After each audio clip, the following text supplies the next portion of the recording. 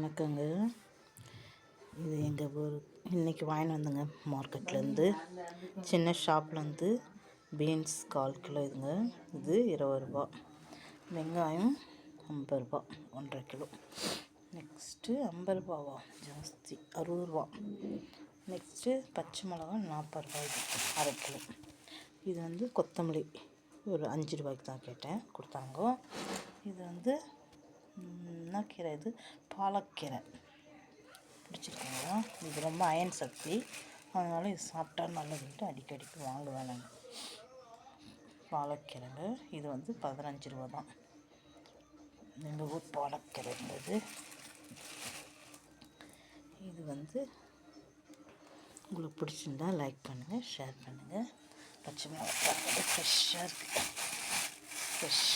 பயங்கர ஃப்ரெஷ்.